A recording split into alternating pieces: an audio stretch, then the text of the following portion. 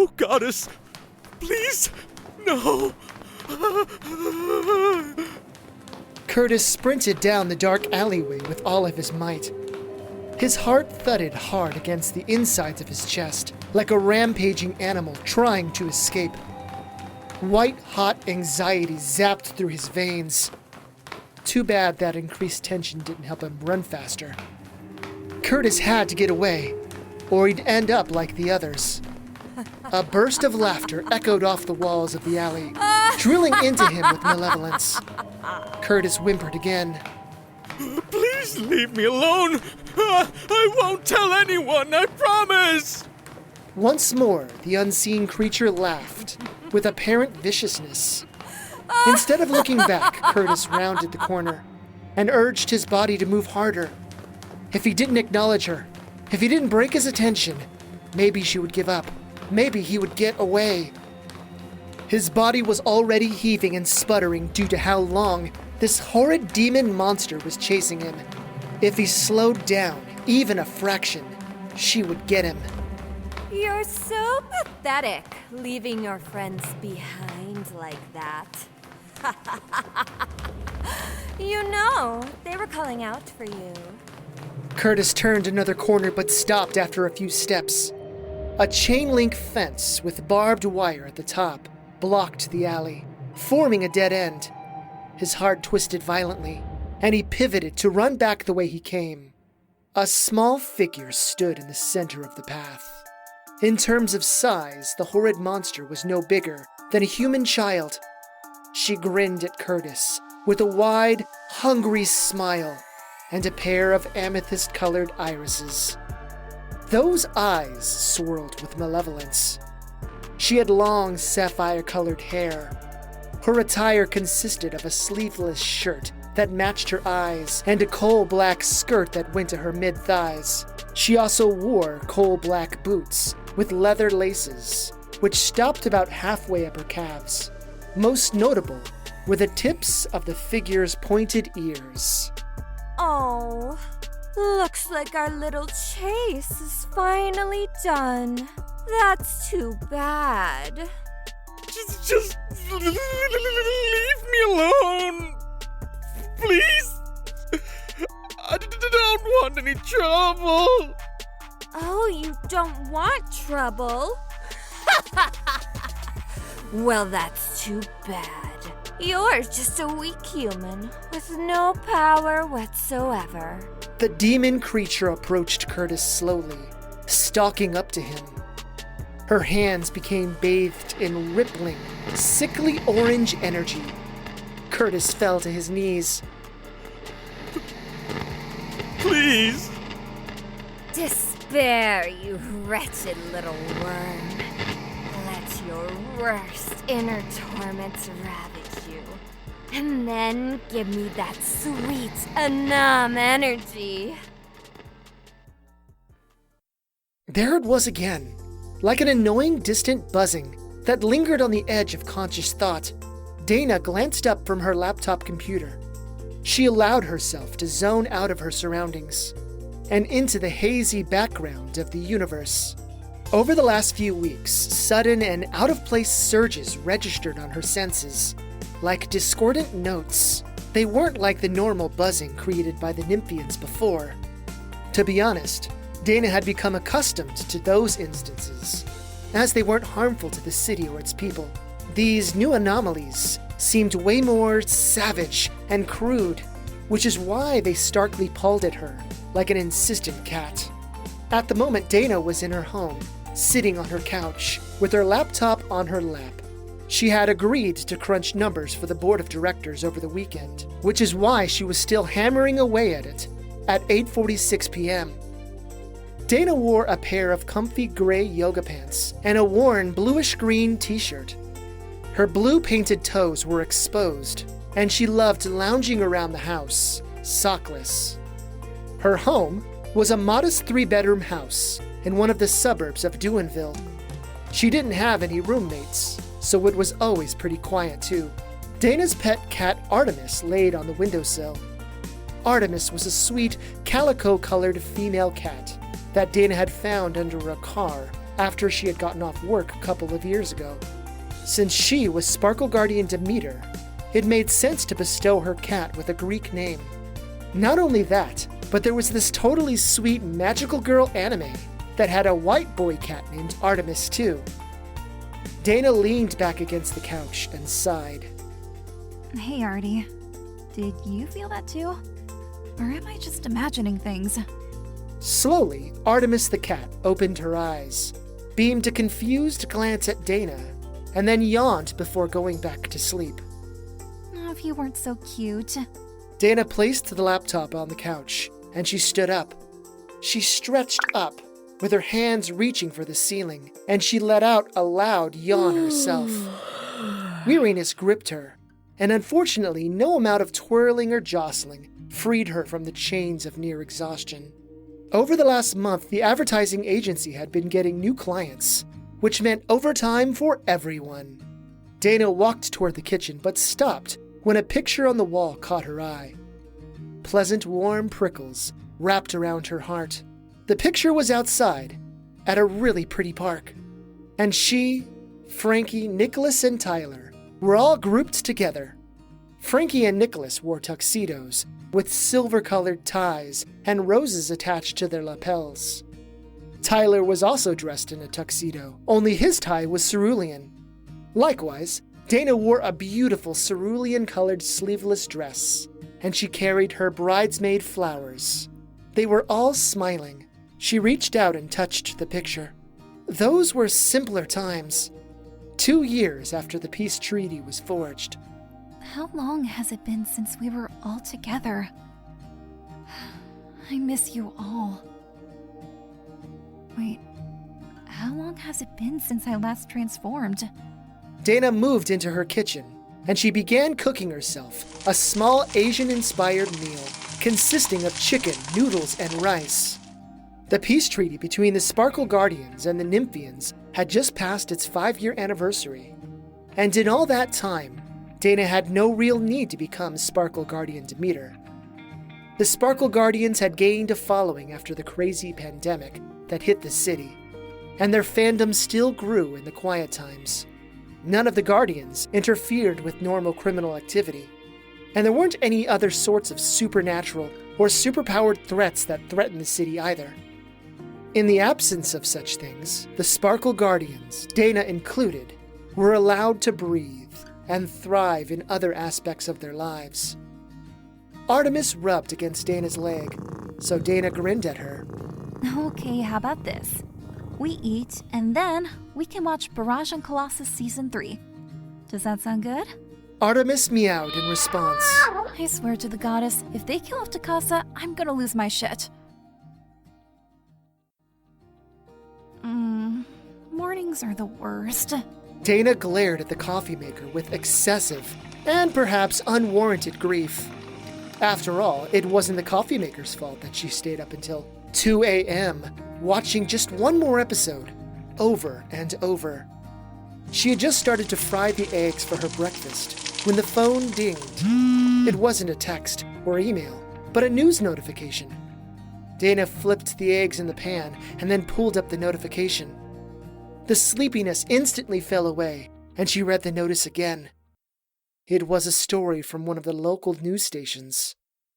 Multiple bodies found in a series of bizarre murders. Cold dread dripped down Dana's spine, and a crawling, filthy sensation began growing inside her. Dana opened the story and read the details that were provided.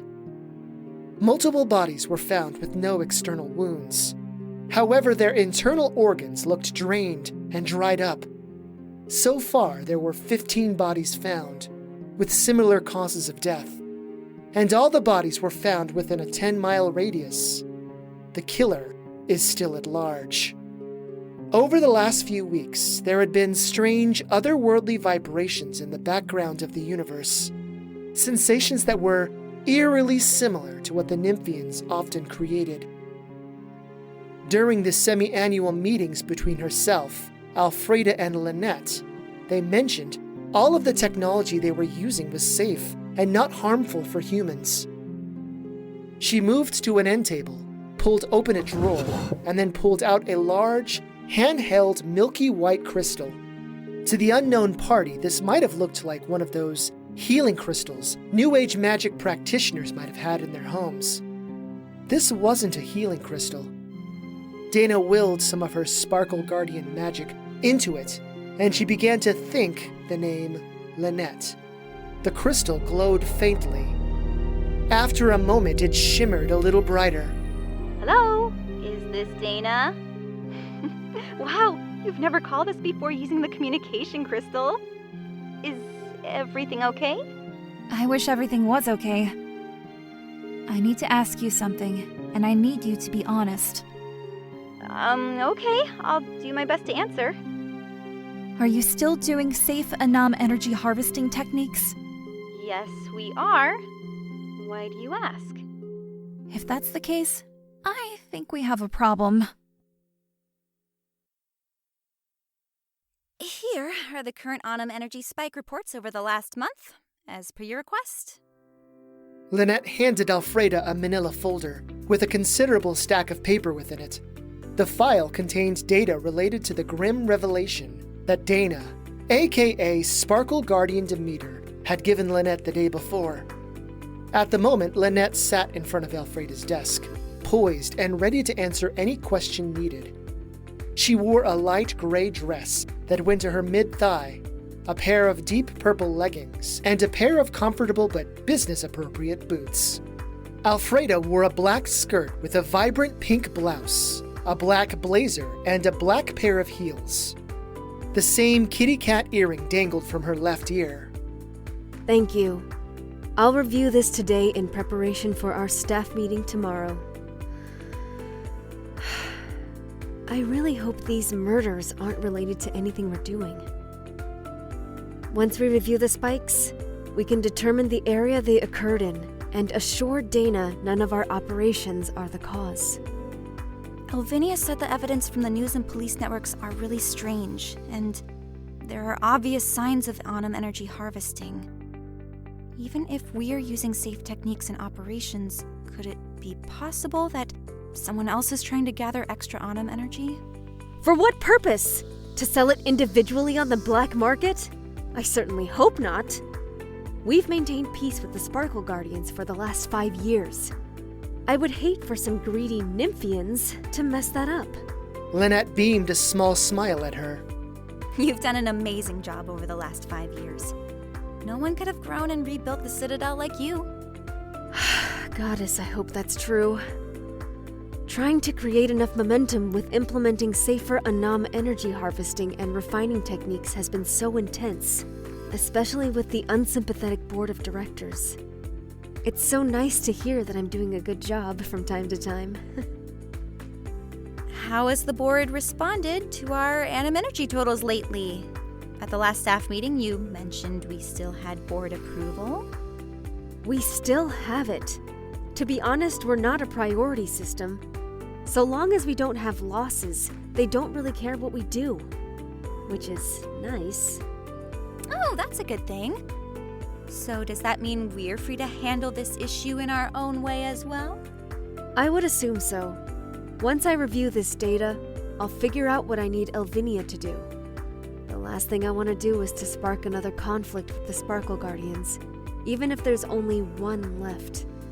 Yeah, I don't miss those times at all. The whole reason I've stayed this long is because you've created such an awesome work environment.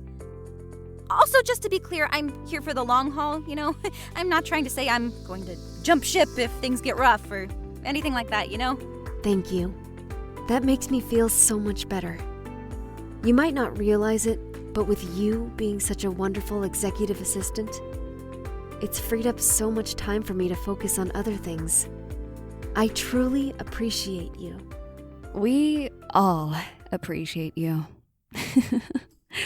Linnet shifted in her chair to see 2 familiar faces stroll into the office. Nixie was dressed in a comfortable, dark gray long-sleeved wool sweater, a pair of dark brown leggings, and a pair of light brown boots. She held the hand of her always adorable 4-year-old daughter, Duinya.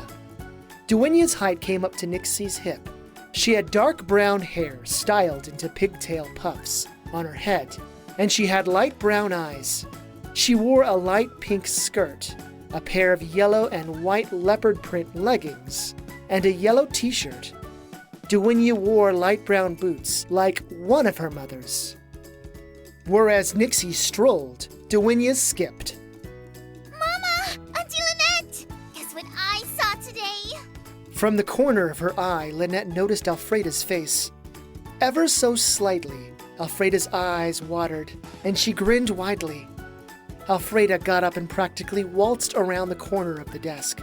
A light airiness swirled within Linnet's chest as she watched Alfreda bend down to a knee. Oh, honey. Tell me what you saw. I saw a really big butterfly!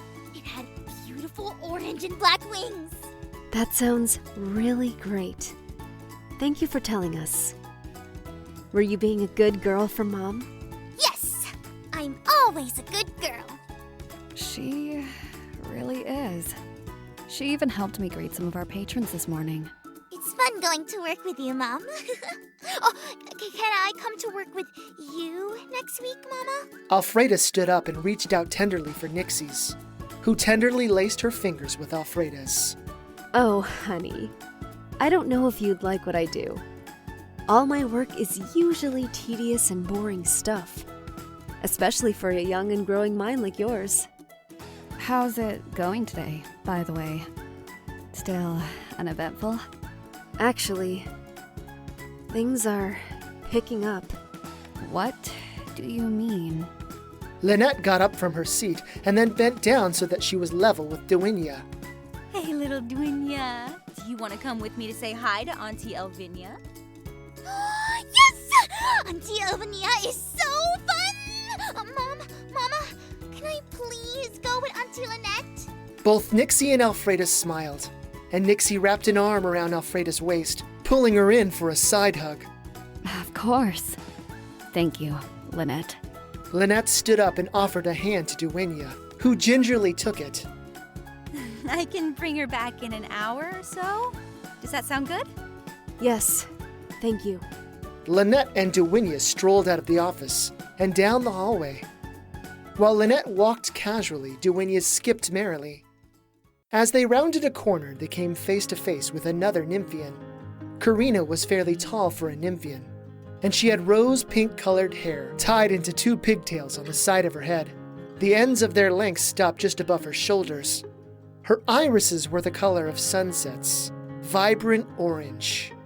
The Nymphian wore a small black-colored sleeveless shirt, a pair of onyx black slacks, and a pair of brown leather boots. Karina glanced at Linnet with a hint of nervousness, and then she regarded Duinya. Hi there! My name is Duinya. I really like your pigtails. Oh, thank you. I really like yours too. Thank you. My mom did this to my hair. I've never seen you before. What's your name? An awkward smile creased on Karina's face. Oh, this is Karina. She's one of our brand new operatives. We're so glad to have her. Really? You're gonna work with my mama? That's so cool! What kind of magic do you do? Oh, I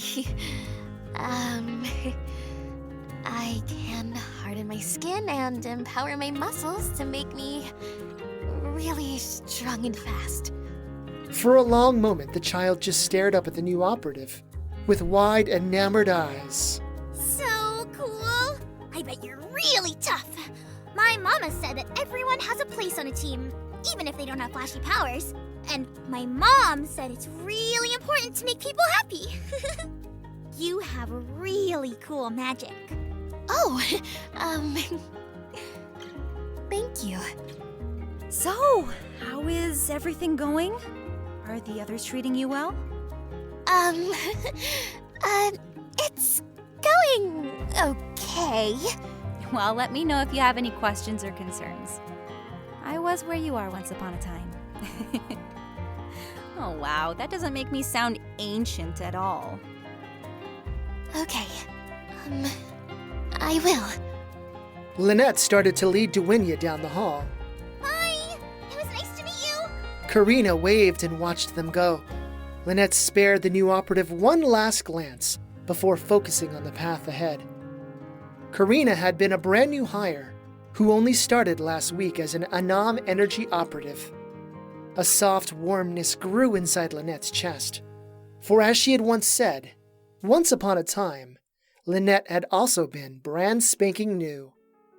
Eventually, Linnet and Duinya got to the R&D wing, and they glanced down at the little domains created by Force Glass.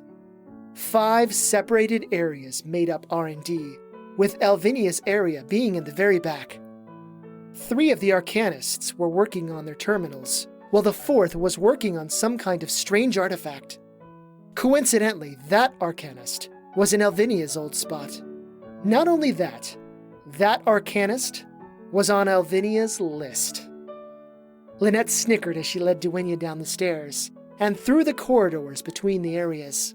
Elvinia was seated at her desk at the far side of her space, and she tapped her keyboard with furious speed.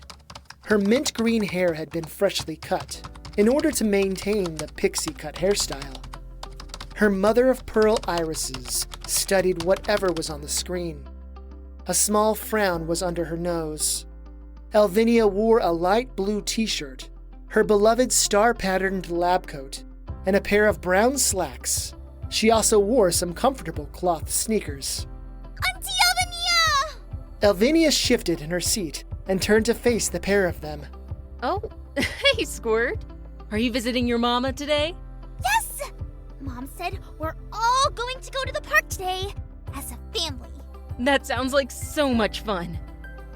Would you like to play with my VR headset while Auntie Linnet and I talk? May I please?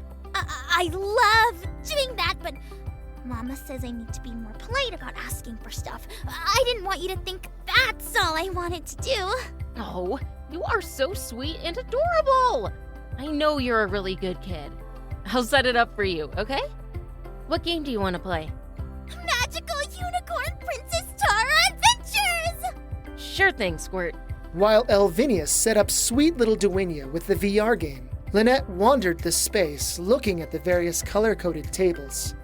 The same pink-striped table from Elvinia's time as an Arcanist stood against the far wall near the entrance. Several little artifacts and partially disassembled somethings were placed in haphazard fashion. There was another table beside that one with 4 little cubbyholes, each with a different name labeled on them. Linnet read the following names: Abjid, Goranda, Yatif, and Alali. She smirked at the last name, but not maliciously so. Most of the cubbyholes had 1 or 2 manila folders in them, but Alali's had 8. Gently, Linnet ran a finger against the edges of the files in the last cubby. So many ideas, that one. Only half of them are good ones. The others could be one day. She tries way too hard. So if only half the ideas are good, then there's probably 4 good ones here, right? How are the others doing? Elvinia gestured to the seat in front of her desk, and then sat in her chair. Linnet gracefully plopped down. Oh, they're okay. To be honest, those 3 really aren't as ambitious. While Alali... she created this laser weapon that actually cracked one of her force glass walls. Whoa, but I thought you weren't supposed to be able to damage force glass. You're not. When I asked her why she even made something like that or how it could be applied, she just looked at me and said, I thought it would be cool to make. Linnet glanced over to Duinya, who sat in a comfy chair, and her feet were kicking back and forth. She smiled from ear to ear and was so adorable with that big helmet on her head. She's such a sweetheart. Yeah, she totally is. I can't believe she's 4. Where did the time go? I hunched over our work and then looked up, see that the world had changed. It's been a great 5 years, but soon we might have trouble again. Elvinia frowned and leaned over her desk. Why do you think I whisked Duinya to magical unicorn land? Did you give Alfreda the Anam energy spike report? Yes, she's going to prepare for tomorrow's staff meeting. I told her you said there were obvious signs of Anam energy harvesting. Could it be from one of our operatives? That's one possibility. I suppose they could be trying to collect and refine it on their own to sell it for extra money. Or maybe they're using it to supply their own plans. The only Nymphians who might have the facility to do it would be those in Anam refining or R&D. Do you think one of your Arcanists would do that? I want to say no, but anything is possible. My 3 demure Arcanists could be only pretending to be unambitious, but any one of them could be a crazy mastermind, hellbent on mad artificing. And what about Alali? I'm pretty sure she's not the culprit. But again, we can't be 100% certain. Someone drained the poor humans of all their Anam energy. Nymphians are the only ones who need spiritual power in that form. Wait, so why are you so certain about Alali?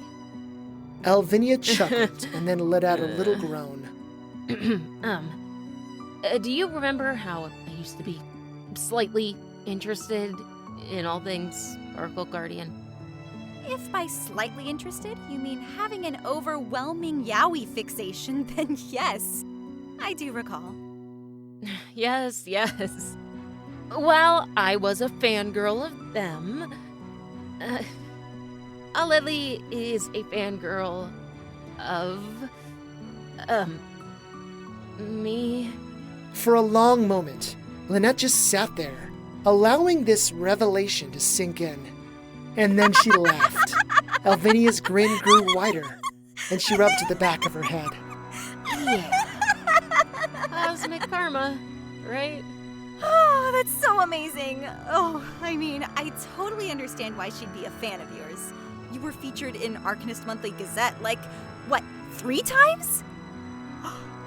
Oh, do you think she writes naughty fan fiction about you? Oh, wow. I certainly hope not. What would it even be about? I don't know. But now I want to read it and find out. When are you going to start writing again? No one else can capture the same level of character depth, raunchy details, or captivating plots like you! I don't know. Since there's only one Sparkle Guardian left in the city, I have no muses to write about. I hope Dana realizes that we're not to blame. I mean, she sounded troubled, but I told her we were still using safe harvesting technology. If it isn't one of our people, could it maybe be a rogue Nymphian or another company altogether? Regarding the rogue Nymphian, I highly doubt it's an individual by themselves. Collecting raw Anam energy will do you no good unless you can process it. For that, you need either machinery to do that, or you would have to know how to manually process it. Unless we're dealing with an independently wealthy lone wolf, and it's probably not someone by themselves. And as for the competing company? That is probably the most likely scenario. However, we don't have any hard facts about that yet. Back in college, I've heard about turf wars over dimensions or harvest locations between competing companies. They get ugly. Yeah, they can be. This could be especially bad, since we're trying to maintain peace. Linnet frowned and lowered her gaze so that she stared at the flat of Elvinia's desk.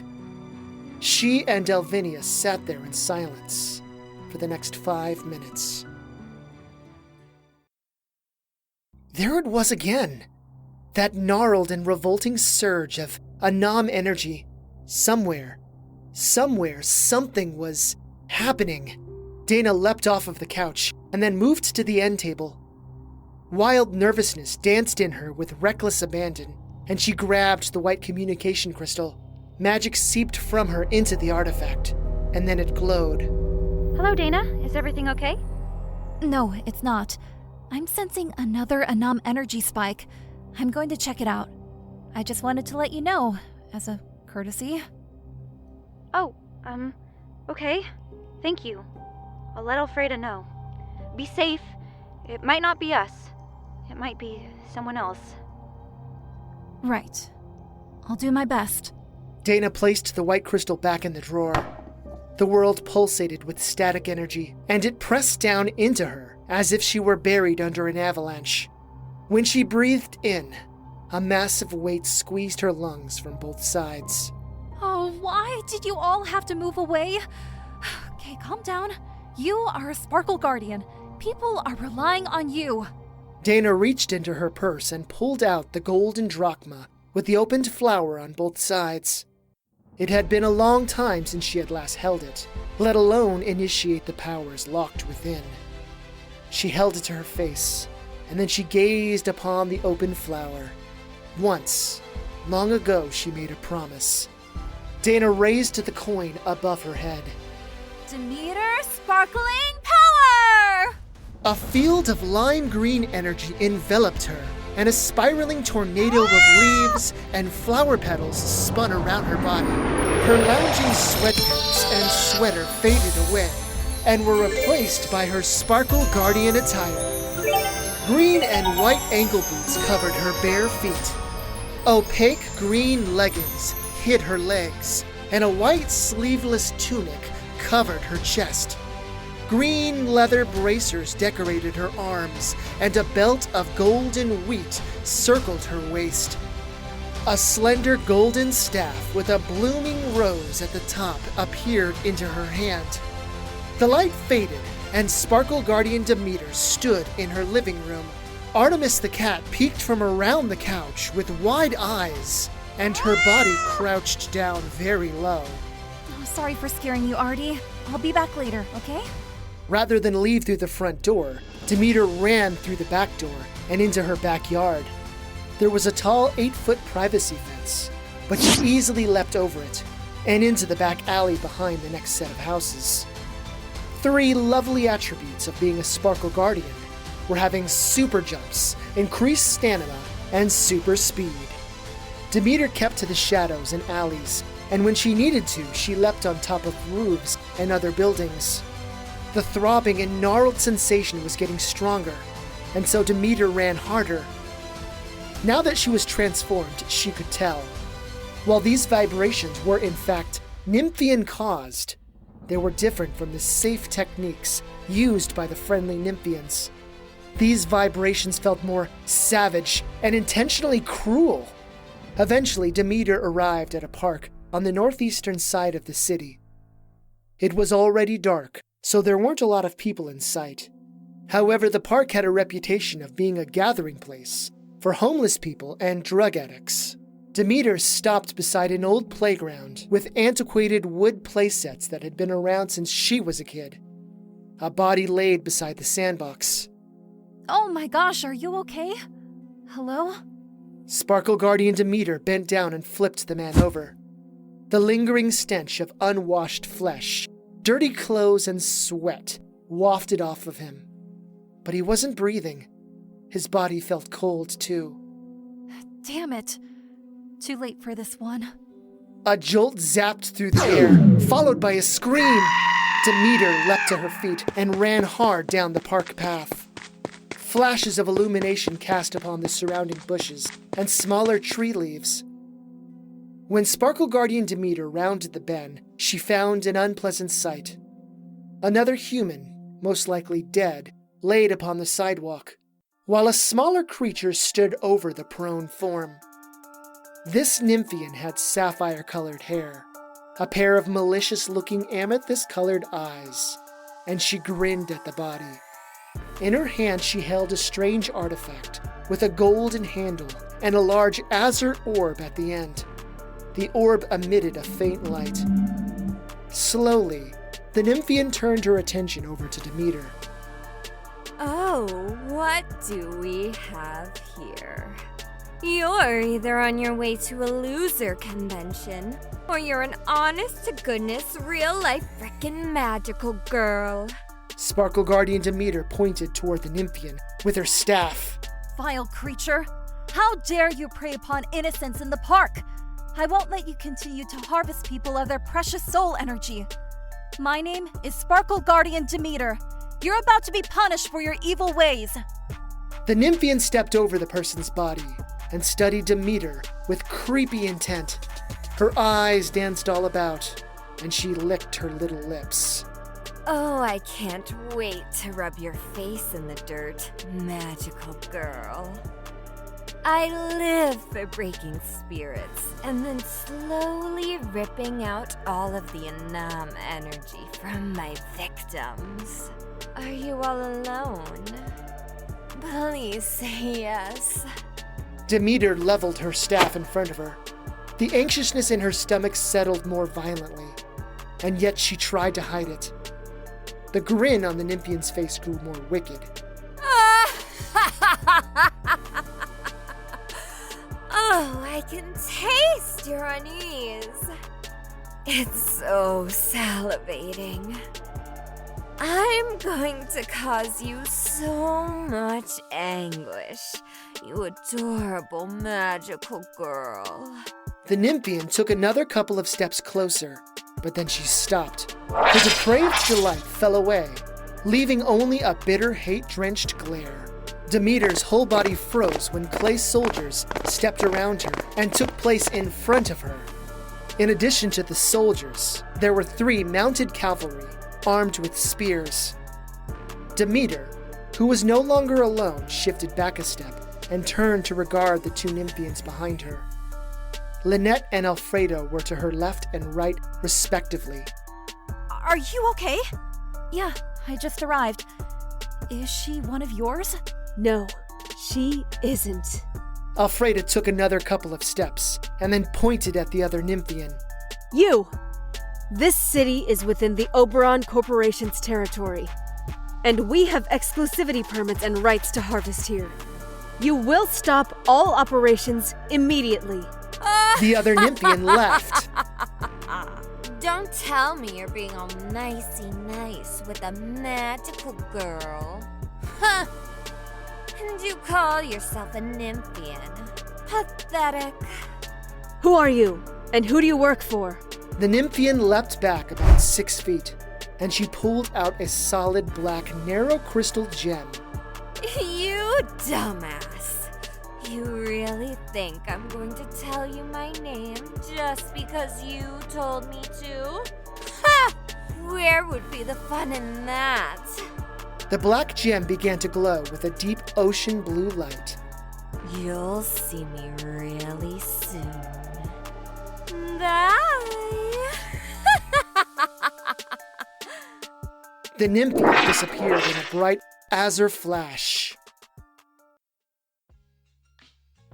Hello? Raquel, stop zoning out. Damn, girl. Raquel Mendoza blinked several times before focusing on the young woman in front of her. Tina, a girl from one of her classes, glared at her with obvious annoyance. Tina was just like most of the other desperate latte-drinking sorority pledges from Kappa Omega Yi Hall or whatever. A forgettable face and a sea of bleach blonde, blue-eyed lawyers' daughters. In comparison, Raquel stood about 5 foot 5 inches, had thick black hair and a pair of brown eyes. Her hair fell a couple of inches below her ears. She wore a pair of stone-washed jeans, a pair of brown leather-strapped sandals, and a comfortable white t-shirt. She also wore a brown vest that matched her sandals. Several red and black bracelets covered her wrists, and a jade necklace in the shape of an elephant head hung around her neck. Oh, sorry. I was, what was the question? Oh my gosh. I am not paying you to daydream. You're supposed to be tutoring me. Ugh. I asked you if I could see your notes from Wednesday's lecture. You've been sitting there staring at the window for like 6 minutes. This test is tomorrow, and we've only got 2 more hours left to study before the Sci-Pi frat party. I'm going to fail! Oh, don't say that. I'm sure you'll do fine. Sorry, I just got this really weird vibe. A weird sort of energy going up and down my insides. I didn't feel anything. You had better not be getting sick, because then I'd be sick. I can't be sick. Spirit Week starts next week. I can't miss it. If I fail one more test, I can't go. I'm not sick, so don't worry about that. What you have to worry about is preparing for the essay section of the test. That's where Dr. Drum gets you. It's worth 50% of the grade. The professor told us what the essay section was going to be at the beginning of the semester. If you read Dr. Jones's autobiography, My Date with the Mummy, then you'll be fine. 50%? Girl, of course I didn't read it. I'm totally going to fail.